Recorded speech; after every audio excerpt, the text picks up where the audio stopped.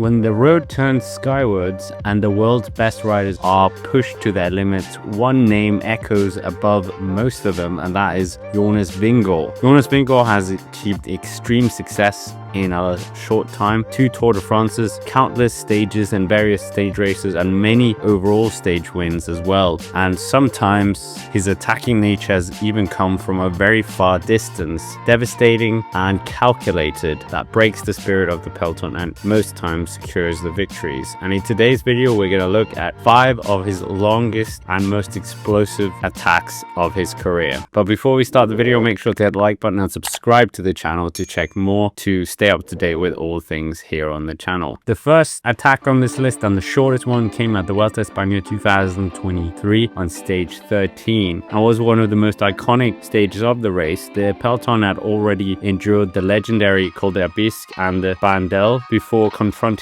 the legendary Col du Tourmalet. Yes, it was in Spain. Jumbo-Visma, who were in firm control of the race at this point, set an uncompromising pace and unyielding rhythm that gradually wore down their rivals, and with just 8 kilometers left to the summit, this is where Jonas Vingegaard chose his moment, unleashing not 1 but 2 ruthless attacks. This first strike split the elite group, leaving only a few contenders on his wheel, while the second one silenced his last followers, leaving him to ride alone, and from there he soloed to the finish, a masterclass of strength and timing that ended with a historic team sweep as he crossed the line ahead of his 2 teammates of Sepp Kuss and Primož Roglic. Jonas Vingegaard broke the Col de Tourmalet record from that direction, which was previously held by Thibaut Pinot. The Frenchman did it in 51 minutes and 10 seconds, whereas the Dane lowered it down to 50 minutes and 47 seconds with a blistering attack, to say the least. Moving on to number 4, and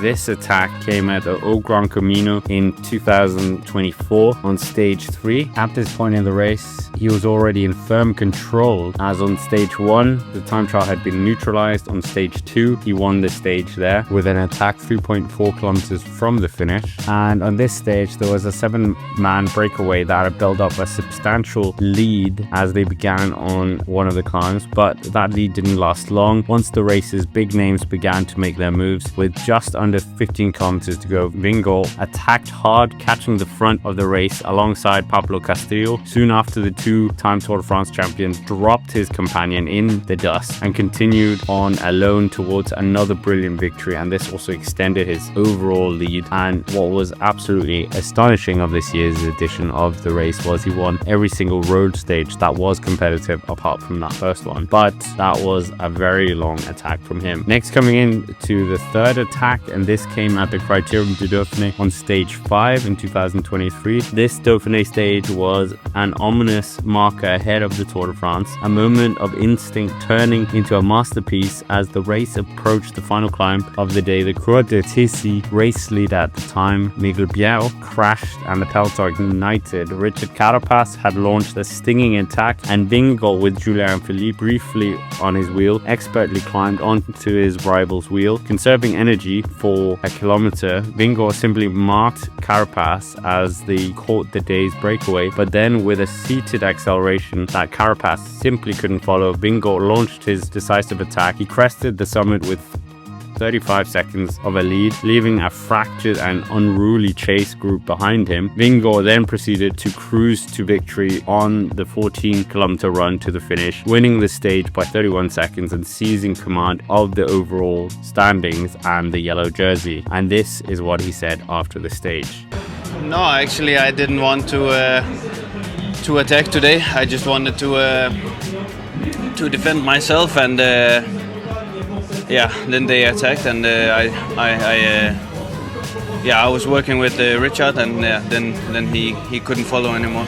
Before coming to number 2, make sure to hit the like button and subscribe to the channel if you haven't already, and why not check out the video of the rise of Jonas Vingegaard as well here on the channel. But the second longest attack that we found of Jonas Vingegaard came at the Tour of Basque Country on stage 6 in 2023. During this part of the season he was absolutely flying, and in this part of the Tour of the Basque Country he had already won on stage 3 and stage 4, but on the final treacherous day of the stage, the race's decisive moment arrived on the Isua climb, the penultimate ascent of the day. Vingegaard wasted little time, launching a brutal attack with just under 30 kilometers to go, dropping Enric Mas and leaving his rivals behind in an emphatic fashion. Vingegaard eased clear of the remaining breakaway riders in the saddle, and from there it was a done deal. He crested the Isua with a 35-second lead, grew it to over a minute by the final climb, and crossed the finish line nearly a minute clear of the rest, even after giving away 30 seconds as he blew kisses to the camera. And in the post-race interview, he said, "I was thinking if I had to go, it's on the second last climb," and that perfectly summed up the tactical brilliance of a performance that sealed his first week-long stage race at the World Tour level. Now coming into number one, and this is the longest attack that he has had in his career so far, and that came at Tirreno-Adriatico on stage 5 in 2024, just a few hundred meters longer than that of the Tour of Basque country. In what is perhaps his most brutal performance to date, Vingegaard seized control of the Tirreno-Adriatico after a crushing victory. His team, Visma Leasebike, executed a flawless plan with teammate Vuelta and Ben Tollett setting a ferocious pace to whittle down the peloton. Vingegaard then launched a rasping attack midway up the stiff climb of the San Giammarco with some 29 kilometers remaining. The result never looked in doubt from that point on. With almost a minute in hand as he crested the summit, he looked equally at ease on the subsequent descent, rendering any chase uncoordinated. Vingegaard would go on to win the stage by a jaw-dropping 1 minute and 12 seconds, earning himself the overall lead with 54 seconds of a gap down to Juan Ayuso. This was a solo domination that left his rivals shell-shocked, a victory that defined by the precision of his pacing, climbing, and finishing that marked it as his most extraordinary solo execution. And as Vingegaard said himself, the plan went perfectly today. These aren't just victories, they are a chronicle of a new era of cycling and domination. We've seen long-range attacks from many of the biggest names in the sport, and Vingegaard's greatest weapon is not just his climbing prowess, but also his unmatched confidence to launch a decisive attack from distance others would consider potentially unthinkable. From his legendary peaks of the Vuelta to the punishing hills of the Tour of Basque country, Tirreno-Adriatico, and we haven't even mentioned his Tour de France stage wins or some of the closer attacks he's done as well. But he has demonstrated tactical intelligence and